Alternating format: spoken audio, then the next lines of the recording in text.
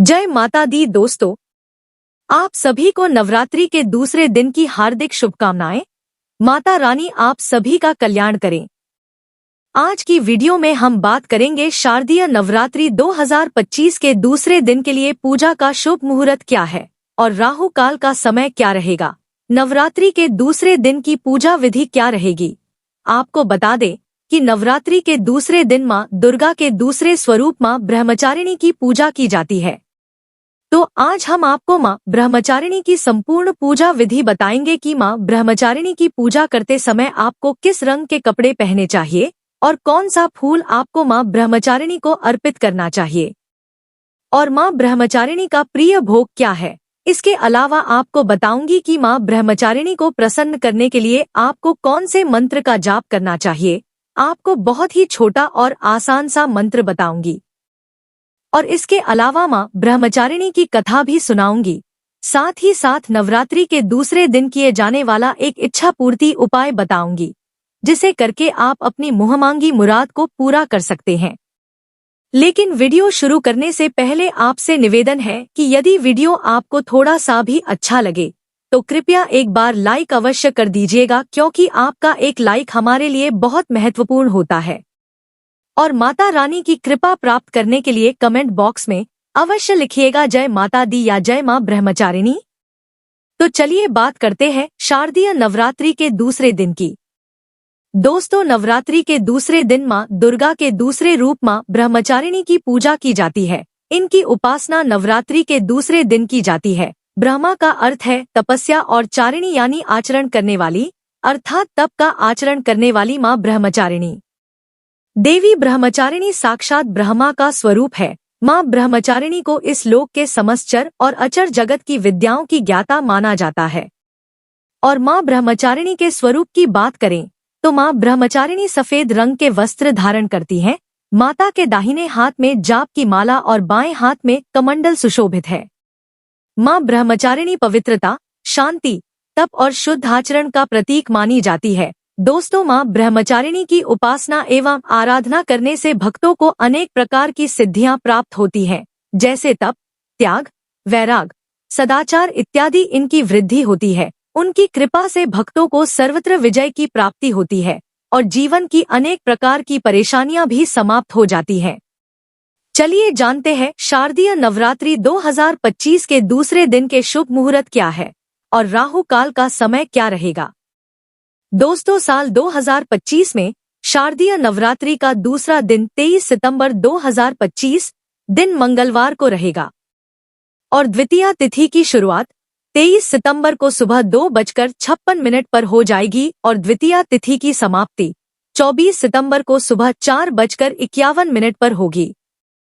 बात करें पूजा के शुभ मुहूर्त की तो सुबह की पूजा का शुभ मुहूर्त सुबह 9:12 से लेकर दोपहर 1:44 तक रहेगा और शाम की पूजा का शुभ मुहूर्त शाम 7:46 से लेकर रात 9:15 तक रहेगा।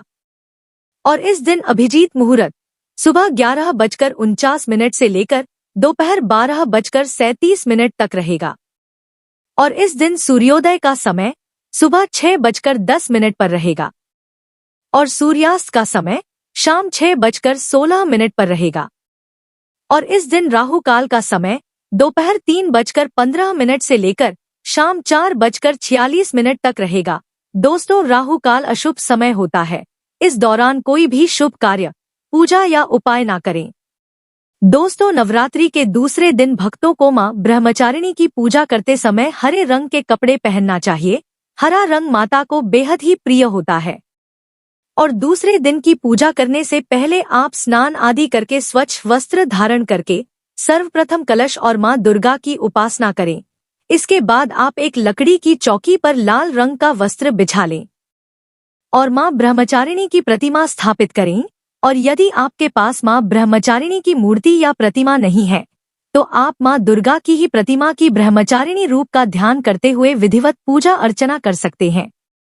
इसके बाद आप मां ब्रह्मचारिणी को पंचामृत से स्नान कराएं। अब आप मां को गुड़हल का फूल या कमल का पुष्प अर्पित करें या फिर मां ब्रह्मचारिणी के प्रिय फूल सेवंती या गुलदावरी का प्रयोग भी कर सकते हैं।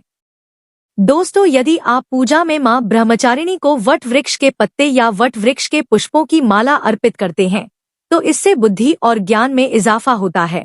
इसके बाद मां को चीनी या शक्कर का भोग लगाएं या आप माता को पिस्ता से बनी मिठाई का भोग भी लगा सकते हैं।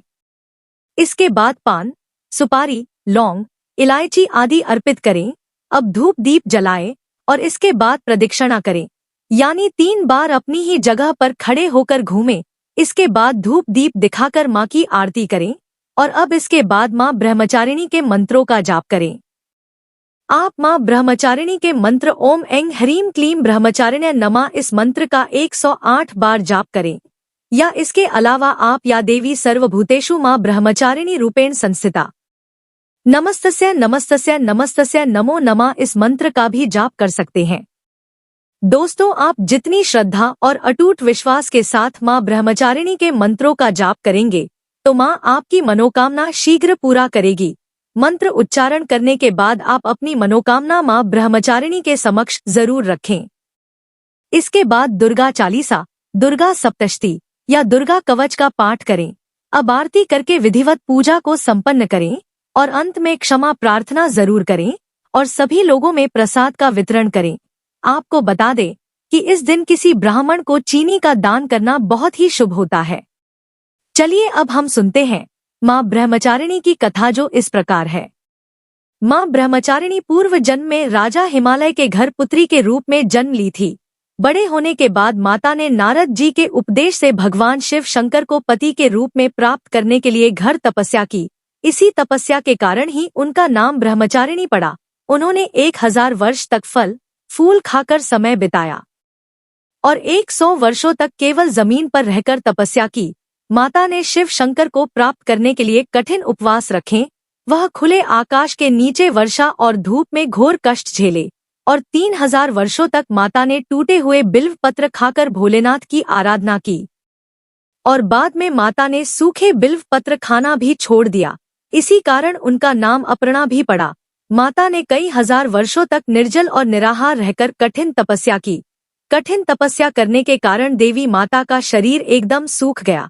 तब देवता, ऋषिगण और मुनि ने ब्रह्मचारिणी माता की तपस्या की सराहना करते हुए कहा कि हे माता, ऐसी घोर तपस्या संसार में कोई नहीं कर सकता। ऐसी तपस्या सिर्फ आप ही कर सकती हैं। आपकी इस तपस्या से आपको भोलेनाथ जरूर पति के रूप में प्राप्त होंगे। यह सुनकर ब्रह्मचारिणी ने तपस्या करना छोड़ दिया और अपने पिता के घर चली गई। वहां जाने के कुछ ही दिन बाद माता को शिव शंकर पति के रूप में प्राप्त हो गए। दोस्तों, मां ब्रह्मचारिणी की पूजा बहुत ही सरल है और उससे भी सरल है इनको प्रसन्न करना।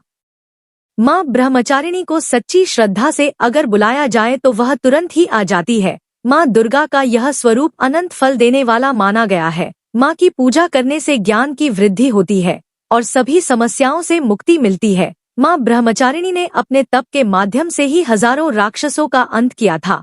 तप करने से इनको असीम शक्ति प्राप्त हुई थी।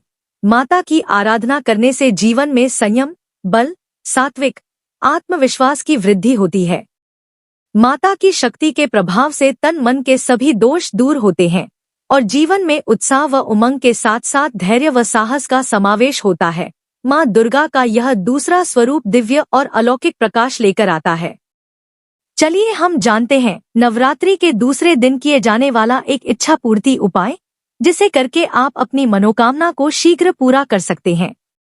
इस उपाय के लिए आपको एक कटोरी में थोड़ा सा गेहूं का आटा लेना है और उसमें थोड़ी सी शक्कर मिलानी है। इसके बाद आप इस कटोरी को किसी बर्तन से ढककर अपने पूजा घर में माता के सामने रखकर अपनी मनोकामना को बोलते हुए रात भर वहीं रखा रहने दें और फिर अगले दिन सुबह आप यह शक्कर मिला हुआ आटा किसी पेड़ के नीचे डालकर आ जाएं, जहां पर चींटियां हो। दोस्तों, इस उपाय को करने से आपके घर में धन का आगमन होगा। साथ ही जो भी दुख दर्द परेशानी आपके जीवन में चल रही है उससे भी छुटकारा मिल जाएगा। तो बोलो मां ब्रह्मचारिणी की जय। तो दोस्तों, यह जानकारी आपको अच्छी लगी तो कमेंट में जय माता दी जरूर लिखें और अगर आपका कोई सवाल है तो उसे कमेंट बॉक्स में अवश्य पूछ ले और इस वीडियो को लाइक करें, शेयर करें और साथ ही साथ चैनल को सब्सक्राइब करें। धन्यवाद।